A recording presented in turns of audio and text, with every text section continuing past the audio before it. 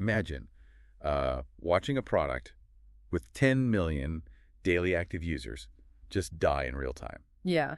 And every single dashboard is telling you that revenue and engagement have never been higher. Right. The line is just this comforting shade of green, trending aggressively up and to the right. And, the board of directors pointing at the monthly active user graph and literally popping champagne. But under the hood, the community is completely hollowed out. I mean, Yeah. the users are clicking, but they've basically stopped caring. Exactly. And because the executives are staring at an engagement metric that only measures motion, they are entirely blind to the fact that the product's actual momentum just fell off a cliff 6 months ago. It happens constantly. I mean, it is the defining failure mode of mature platforms today. You log the sessions, you count the clicks, and you just assume that because the user is present, they're attached. Which is the illusion of the monthly active user. Completely. It's a trap. Welcome to the Deep Dive. Today we are opening up the playbook on an elite operational framework, speaking directly to you, the C-suite executive, the platform operator, and the product architect. You're the ones building the systems that millions of people interact with daily. Right. And our mission for this deep dive is, well, it's ruthless, but it's totally necessary. We are going to completely dismantle the industry's default worship of active user dashboards. And we are replacing that illusion with rigorous executive logic. To do that, we are pulling exclusively from the highly anticipated manuscript for the Affinity engine by David M. Sterling. Which is book 2 of his Momentum Engine series. And honestly, it is essentially a masterclass in separating vanity from value. It really is. We're going to equip you with the strategic architecture required to distinguish between products that are merely, renting attention and those that are building and accumulating asset. An asset that Sterling calls time equity. Time equity. Yeah, we're going to dig deeply into what that balance sheet actually looks like. Yeah. Because the core thesis Sterling presents here is a massive paradigm shift. He argues that most products are not failing because users stop moving. They are failing because that movement has stopped becoming meaningful. Wow. Right. And to truly grasp the gravity of that thesis, we really have to start by diagnosing the illness plaguing modern product teams, like before we can administer the cure. Exactly. Why are our dashboards lying to us? Right. It comes down to a critical categorical distinction between two concepts that the industry constantly conflates, which are motion and momentum. Okay, let's break that down. Motion is visible activity, right? Right. Motion is the click. It's the daily login. Yeah. It's finishing a show on a streaming platform, swiping a credit card, or just scrolling past a certain depth on a feed. Is whatever your analytics platform records. Exactly. But motion is not momentum. Let's really pull this apart for a second. If motion is just the raw kinetic energy of a user moving through an interface, then what actually constitutes momentum? So, momentum is activity that compounds. It compounds into attachment, into memory, into a recognized role within the product ecosystem. Okay. When a user acts within your system, you have to ask yourself, does that action leave something valuable behind? Right. Does it increase their standing?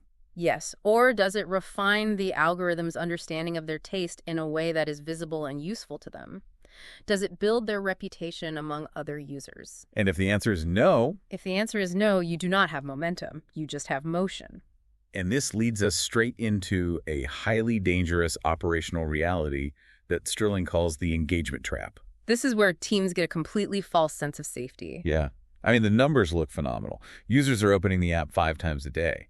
But if you look closely, you realize you've actually just stimulated a friction cycle. And that is exactly where the math breaks down for most operators. A friction cycle is when you manipulate behavior through external triggers rather than internal attachment. Like aggressive push notifications? Right. Or limited time events, sheer novelty, artificial scarcity. You manufacture anxiety or FOMO. And you get the click? Oh, absolutely. Good. The engagement graph goes up. But you generate zero true attachment. The user is just reacting to a stimulus. They aren't investing in a system. I want to ground this in a real-world scenario. Think about a time you've consulted for or worked at a company, and I've seen this exact thing happen, where a product manager launches a feature designed purely to juice daily active users. Oh, yeah, like a daily spin the wheel for points. Exactly. Yeah. Suddenly, MAU spikes. The team celebrates. But 3 months later, core retention is actually decaying. Because you finance that engagement with constant stimulation. Right. You have to buy that user's attention back every single day with a new drop, a new discount, a new red notification badge. The user keeps moving, but the movement doesn't accumulate. I mean, the system asks them to act, but doesn't ensure that the action turns into identity. That is the great stagnation that mature products face. The engagement is totally rented. Which brings up a concept in the manuscript that completely challenges how we view basic software functionality. He calls it the utility ceiling. The utility ceiling, meaning just solving the problem isn't enough. Right. Solving a user's functional problem, getting them a ride across town, delivering their groceries, providing a seamless checkout that earns use. But it does not earn staying power. Utility is the floor. It is not the moat. Exactly. And this is a really tough pill to swallow for engineers who spend years optimizing latency and uptime. Right, because if the product works flawlessly, shouldn't that be enough to retain the user? Well, if your product doesn't work, obviously no one is going to use it. But when a product has high utility and low affinity, it imposes what Sterling brilliantly terms an identity tax. I want to spend some time on this, because the identity tax is such a profound way to articulate user frustration. It really is. The system solves the task, but it completely forgets the person. Like, imagine you use a specific app to book all your corporate travel for 5 solid years. Okay, hundreds of flights, dozens of hotels. Exactly. And the interface is objectively flawless. It loads instantly, the payment gateway never crashes, but on day 1800, you log in, and it still treats you like a stranger who just walked in off the street. It recommends budget motels when you only ever stay at boutique properties. Yes. It doesn't recognize your status as a veteran traveler. Yeah. Your vast history of interaction hasn't become a recognized identity. You are paying an identity tax every single time you use it. That is a perfect illustration. The platform extracted the financial value of your transactions, but it entirely refused to store the psychological value of your loyalty. Right. And this challenges one of the most deeply held, almost religious beliefs in product design. For the last decade, frictionless everything has been the undisputed holy grail of Silicon Valley. Right. The mandate was always remove clicks, simplify the flow, get out of the user's way. Always. Let me stop you right there, though, because I am going to play devil's advocate for a second. Yeah. Isn't frictionless design still the ultimate goal? I mean, if I am a product architect, my entire bonus structure is likely tied to reducing friction in the conversion funnel. If a user wants to buy something, make it one click. If they want to post a video, remove the editing hurdles. Sure. How on earth do you convince a product manager, let alone a board of directors, to intentionally inject or preserve friction in their flows? To do that, you really have to introduce a completely new vocabulary to the executive team. You have to differentiate between meaningless friction and meaningful friction. Meaningless versus meaningful. Right. Meaningless friction is a broken checkout button, confusing navigation, a slow-loading video player. That is universally bad. It destroys utility, get rid of it immediately. Obviously. But meaningful friction is the actual bedrock of the identity economy. Meaningful friction protects mastery. It protects status. It protects the quality of a community. So friction as a defense mechanism. Exactly. Well, sorry, to be more precise, friction as an asset generator. Okay, explain that. Think about it this way. If anyone can achieve the highest status in your application by simply clicking a button once, that status is fundamentally worthless. Because there's no prestige in something that requires zero effort. Exactly. Some effort creates pride. Some difficulty creates mastery. Some waiting creates anticipation. If you strip all the friction out of a product, you strip away the user's ability to prove their dedication, their skill, or their taste. That makes a lot of sense. Let's look at a massive industry right now, like streaming platforms. Okay. They possess incredibly high utility. You have flawless 4K playback, massive catalogs of content, seamless app performance across a dozen different smart TV operating systems. Right. Huge utility. But let's say that platform operates entirely at the utility layer. It doesn't help the viewer curate a public taste profile. It doesn't allow them to connect culturally with other fans. It doesn't facilitate watch parties or user-generated reviews. So it has incredibly low affinity. Exactly. Fair And what is enough. the vulnerability there? The vulnerability is that they are entirely 100% replaceable by any competitor who comes along with a slightly better algorithm or a bundle that is $2 cheaper a month. Yes. Utility-only products have zero switching costs beyond mere inconvenience. The switching cost is literally just the time it takes to type in a new password. When you rely solely on utility and engagement loops, you are operating on a renter's model. Yes, the apartment rent versus paying a mortgage analogy. Let's expand on that. It's a great analogy. If you are just providing high-utility software, you are giving the user a roof over their head for 30 days. It solves their immediate functional problem of needing shelter. Right. But as a business, you are building absolutely zero equity with that user. The second you stop paying rent, or in the product world, the second you stop blasting the user with aggressive push notifications, or a cheaper apartment opens up, down the street, they're gone. And you have nothing to show for the 3 years they spent interacting with your system. Nothing. That operational analogy is the crux of the problem. You are a landlord renting out attention. So the question is, what replaces the rent? How do you build a mortgage? Exactly. How do you create an environment where every month the user spends with you actually makes it harder for them to leave? Not because of a contractual lock-in, but because of emotional and social investment. You have to move from the motion layer into the meaning layer. You have to build a psychological balance sheet of user attachment. Which means we need to clearly define the assets on that balance sheet.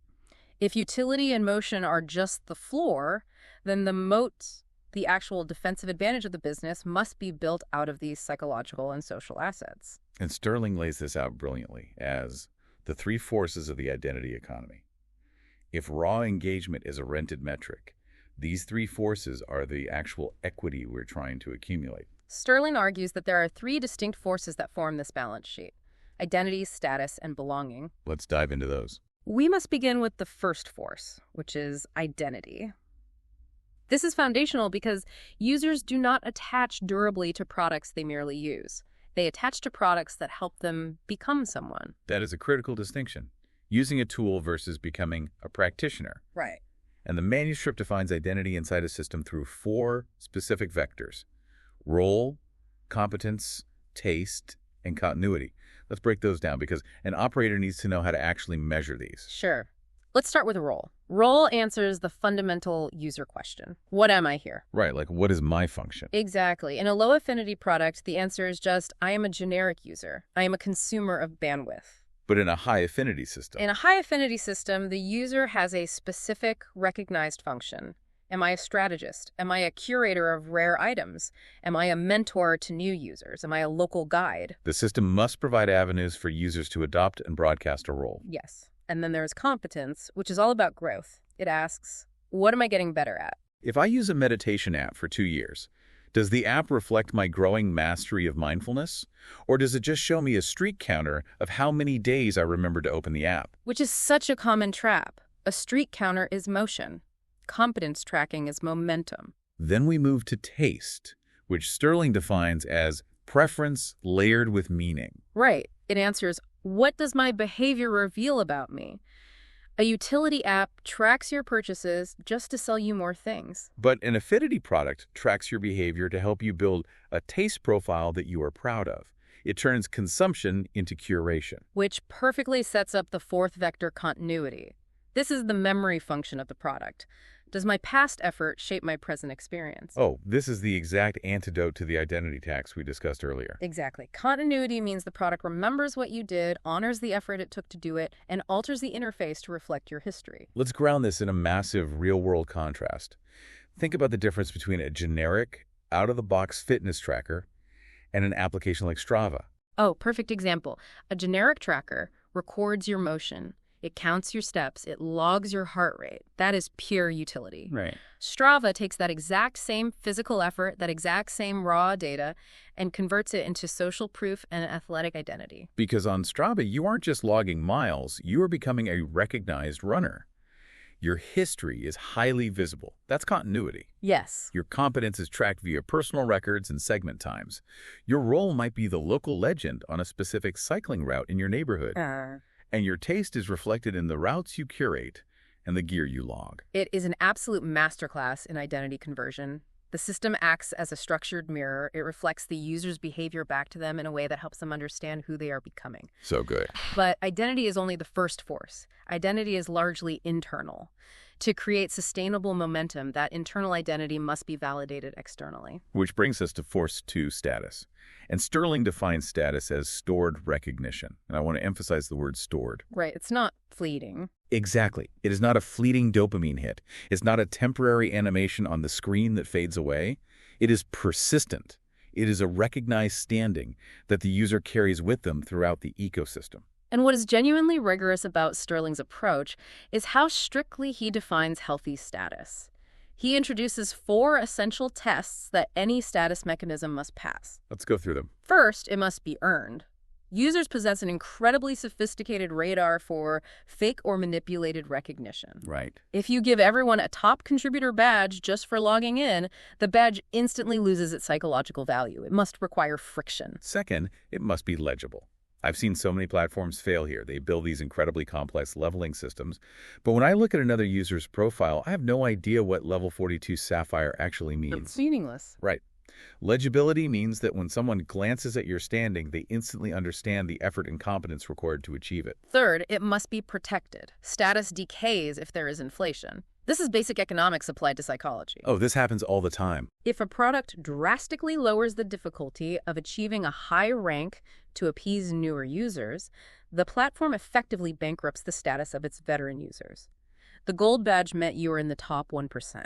Now everyone gets it. The status is ruined. Completely. And fourth, the status must be useful. Useful meaning it actually unlocks something tangible within the system. Yeah. Like access to hidden features, a higher degree of trust from the algorithm, algorithmic amplification of your posts, or even moderation responsibility. Correct. But discussing status brings up a massive existential danger for any platform operator, something the manuscript warns about extensively, and that is bot status. Oh, bot status. This is where the C-suite's demand for short-term revenue directly conflicts with the product's long-term time equity. Let's tear this apart, because monetization can entirely corrupt the symbolic economy of product. It really can. Let's say you have a highly engaged user who spends 500 hours mastering your platform to earn an incredibly legible protected badge. And then the growth team decides to introduce a premium subscription tier. If a new user can just pull out their credit card and buy a cosmetic badge that looks almost identical to the earned one, what happens? You've instantly liquidated the meaning of the product for a short-term revenue spike. Yep. The high affinity user realizes their effort is no longer respected by the system. I mean, monetization should support expression, absolutely. People want to buy cosmetics, convenience, or premium experiences. Sure.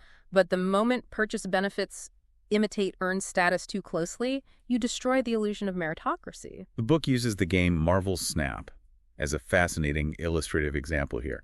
Marvel Snap is renowned for its brilliant engagement mechanics. Oh, the motion is undeniable. Right. Matches take 3 minutes. The card acquisition loops are incredibly tightly engineered. The visual and audio progression is flawless. Millions of people play it daily. But the deep dive questions its underdeveloped status infrastructure. I mean, does it have momentum or just highly addictive mode? Exactly. Can players build a strategic identity beyond just a numerical competitive rank on a ladder? Right. The game tracks whether you win or lose. But does it recognize the player who innovates a brand new deck archetype that the whole community adopts? Or does it offer a legible status to the player who spends hours on forums teaching beginners how to play? No. And if the only legible status is your rank on a ladder, the product might be leaving massive affinity yield on the table. It generates high engagement, but it fails to convert all of that engagement into diverse, protected status roles. That is the tragedy of a monoculture in status design. But while we are on the topic of protected status, we really have to address the opposite problem. Protecting status is vital, but overprotecting it leads to a very specific kind of platform rot. Yes. I want to pose a specific scenario to you based on the text. Let's look at what Sterling calls champion stagnation. Champion stagnation. This happens when legacy users are in high status in the early days of a platform, and they never have to re-earn it. It's like a tenured professor who stopped publishing research decades ago, but still controls the entire department's budget and culture. How do platform operators design status decay without completely insulting their most loyal, earliest users? This is undoubtedly one of the hardest governance challenges in the identity economy.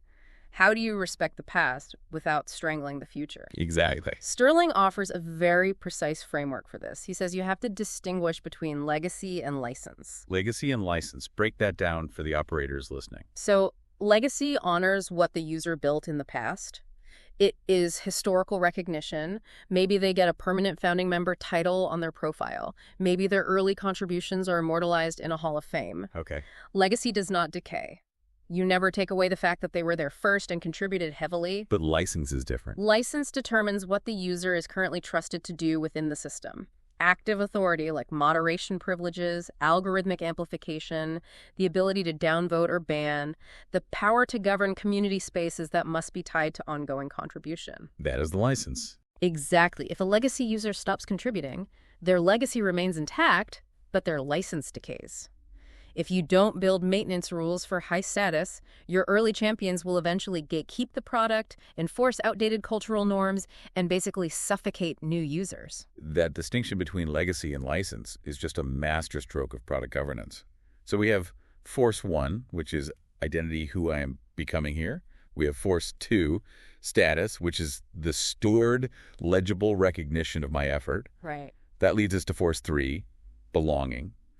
And the manuscript makes a massive, definitive point here that I think a lot of social product managers are going to hate hearing. Oh, they will. Belonging is not a feature. It is the great fallacy of product development to think you can code belonging. You don't just ship a global chat room, spin up a forum, and say to the board, boom, we have added belonging to our app. Right. Belonging is an emergent outcome. It only emerges when identity and status become socially located. It requires specific conditions to emerge, right? Sterling lists 3 shared meaning, recognized place, and mutual consequence. Let's dissect those. Shared meaning asks, what do we care about together? What are the values or the specific tastes that bind this group? Recognized place asks, where do I fit within this hierarchy or ecosystem? And mutual consequence is probably the most important. Does my presence matter to others, and do they matter to me? If a user logs off for a week, does anyone notice? If they return, is anyone glad they're back? If you just bolt a social forum onto a utility app, let's say a banking app adds a social feed where people can talk about budgeting, you don't get belonging. You just get an audience, or worse, noise. Exactly. An audience is just attention at scale. Belonging is attachment with a recognized place and mutual consequence. So identity, status, and belonging are the what? They are the distinct psychological assets that must accumulate on the product's balance sheet. But knowing what you need to build is very different from knowing how to build it. Right. The conversation has to shift to the operational reality. How does the machinery actually manufacture these 3 forces systematically, day after day, millions of times over? We know raw growth funnels don't do this. This is where we get into the engine itself, the affinity flywheel, and the concepts of affinity yield. Most product teams are intimately familiar with a funnel or a growth loop. And funnels are great for identifying drop-off. They show you exactly where users fail to click the next button. Right, but a funnel's entirely mechanical. It doesn't explain why a user begins to care. Exactly. The affinity flywheel is a 4-stage compounding system designed specifically to manufacture meaning attract, engage, reward, and evangelize. Let's walk through these stages deeply. Stage 1 is attract.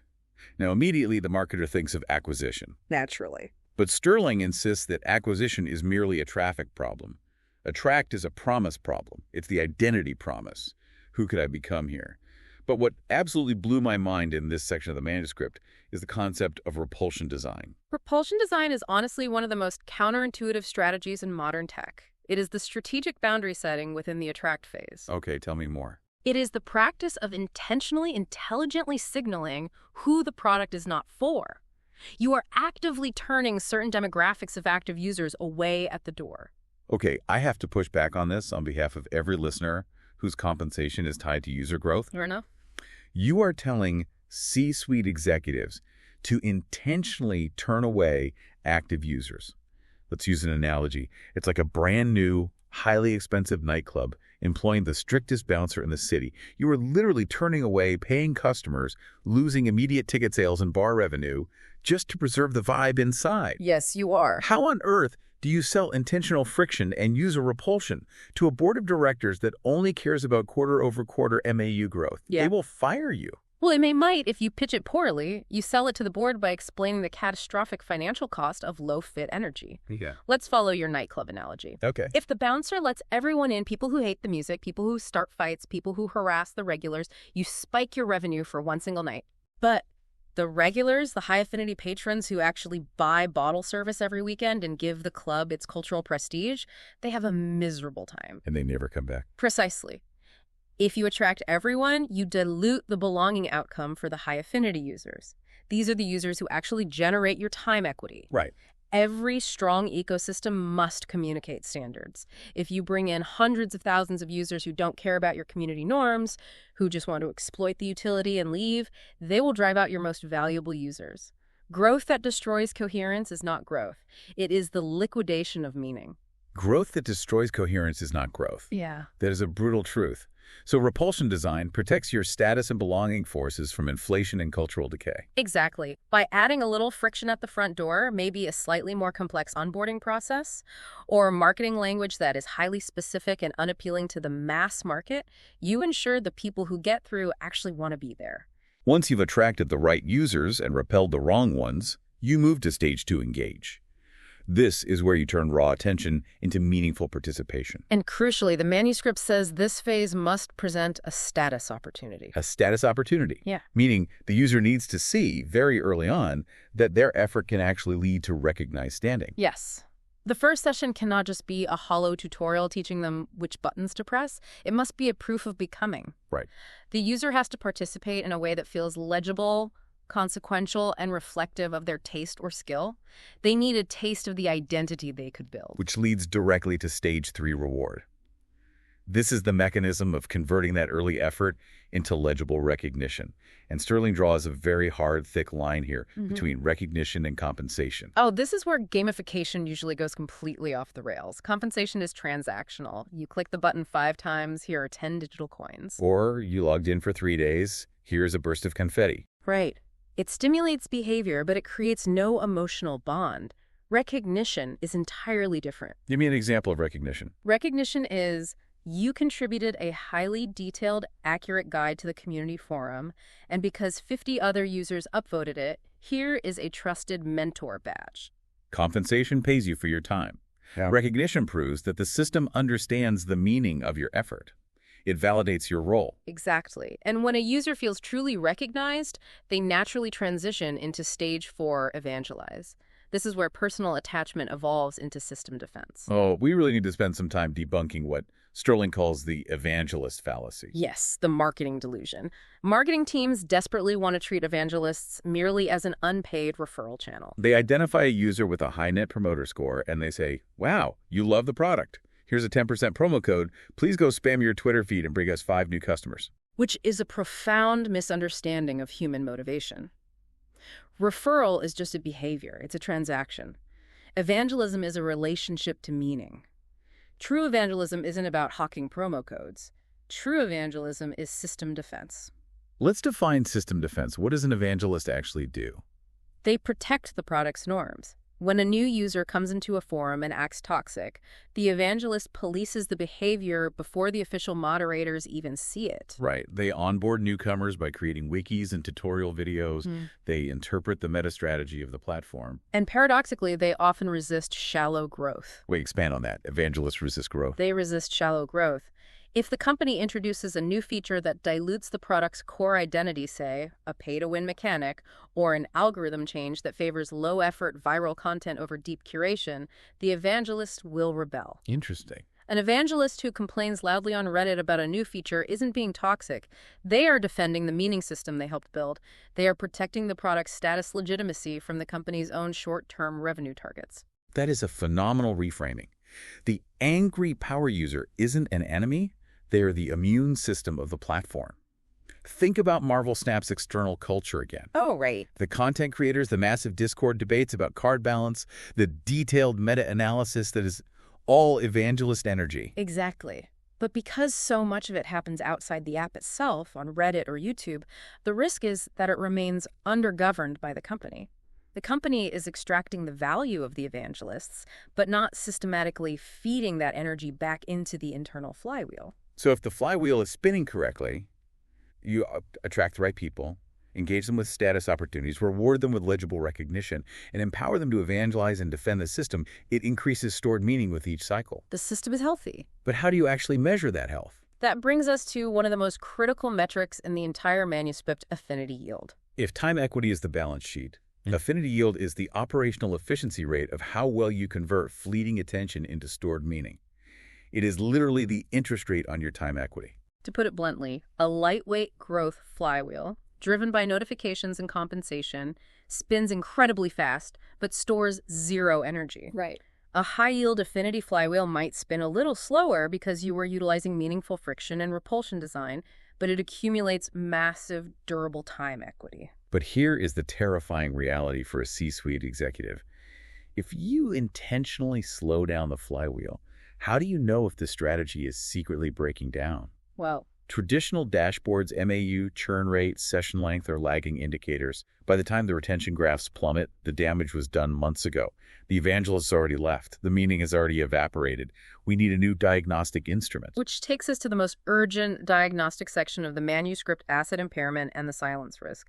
How do you measure the invisible decay of meaning before the user actually deletes the app? Sterling begins this section with a thought experiment that I think every executive should force their team to answer today. It's called the 30-day ghost test. It is the ultimate test of time equity. If a user disappeared from your platform for 30 days, what portion of their past effort would still hold value when they returned? Let's run the scenario. A user uses your product heavily for a year. Then they vanish for a month. They log back in. If the answer to the ghost test is 0, if they log back in and it's like they never existed, their feed is generic, their standing is gone, and the only thing the system remembers is that their credit card is still on file, you have a dangerously low equity product. You consume their time, but you did not compound it. Right. Time equity is the true balance sheet. The assets on this balance sheet are identity, role, reputation, stored taste, and recognized contribution. And the liabilities are status dilution, ignored contribution, broken rituals, and unresolved meaningless friction. The 30-day ghost test reveals whether your affinity yield is actually generating assets or just burning through liabilities. And when those assets begin to impair, when the time equity starts to bankrupt, what is the first symptom? Because remember, the dashboard says the user is still active. The first symptom is not churn.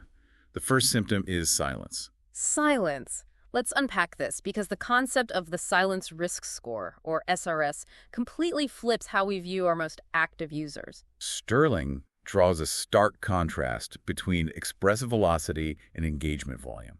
What is the difference? Engagement volume is how many videos did they watch, how many articles did they scroll past. And expressive velocity? Expressive velocity is momentum.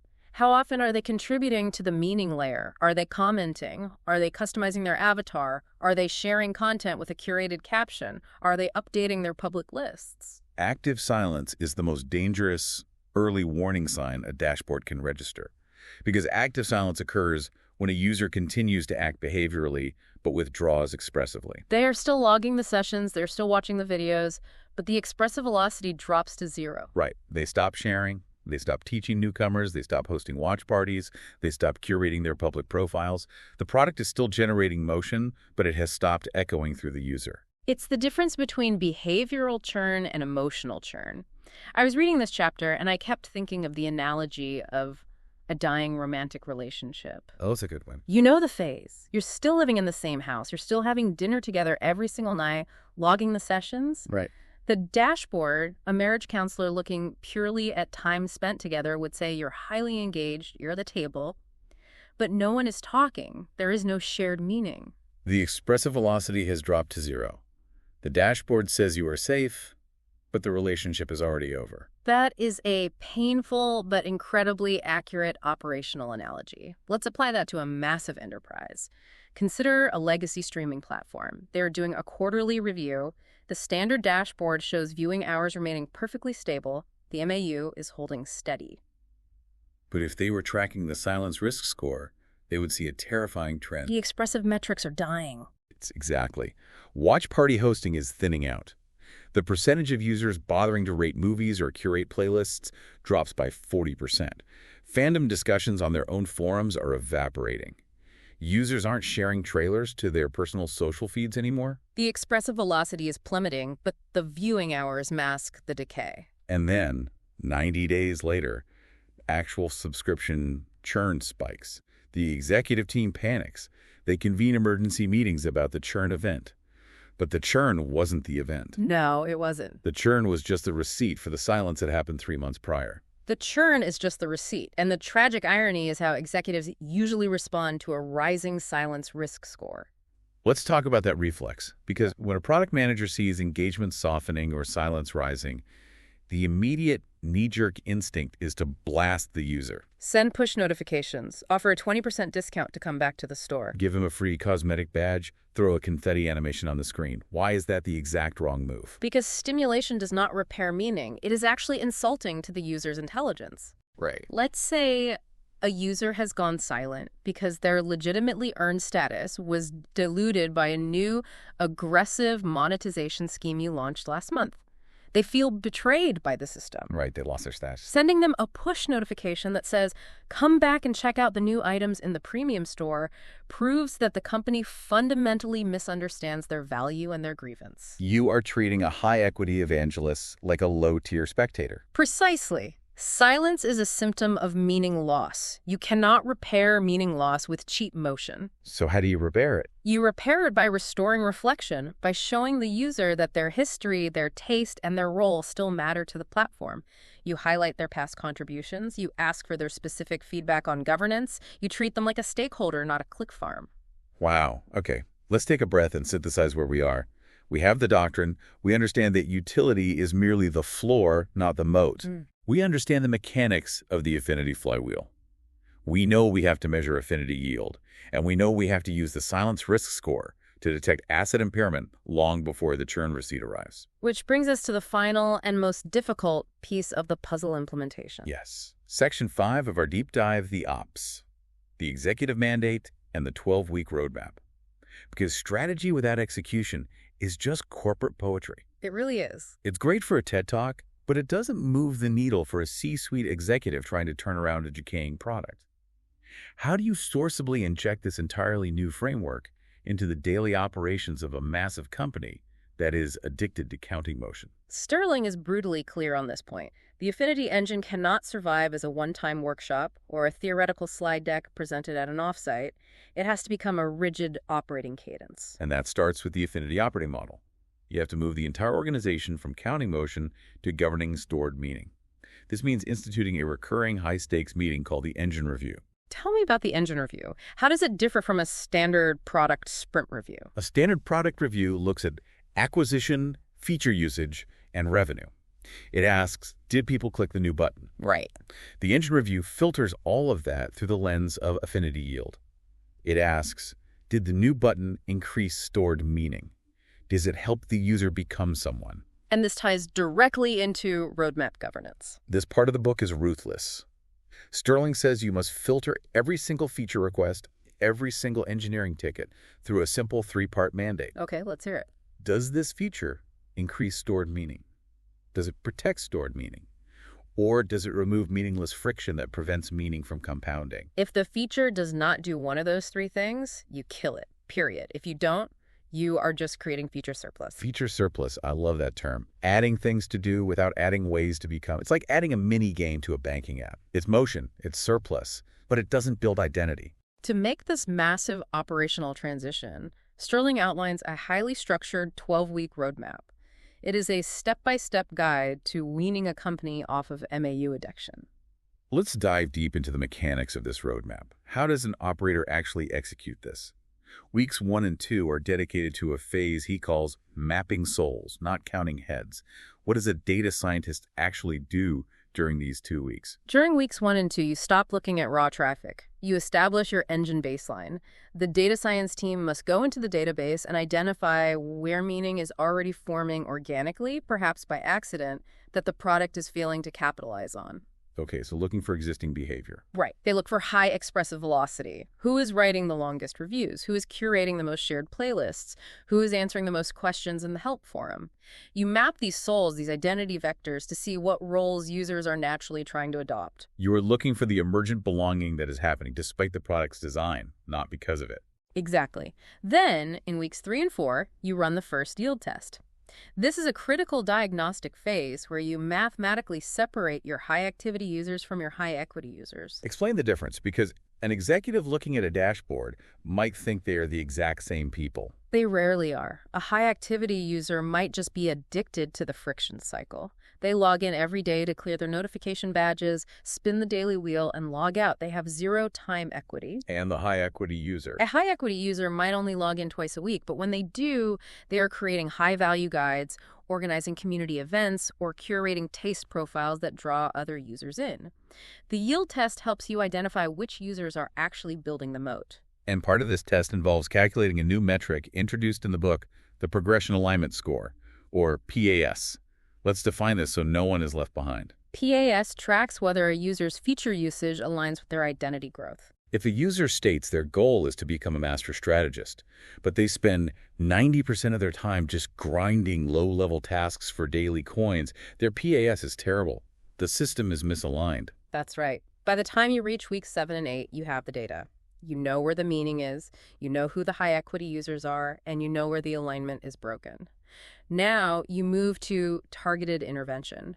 You repair the broken conversion point in your flywheel. So you don't try to redesign the whole app at once. Never. You find the specific failure point. If your attract phase is weak, you aren't communicating an identity promise, so you overhaul your onboarding to clearly state what the user can become. Or if your reward phase is weak, you realize you are merely compensating with coins instead of recognizing with status, so you implement a legible badge system. You fix the specific conversion point where user effort is expiring instead of compounding. Finally, we hit weeks 9 and 10, which are all about governing the symbolic economy.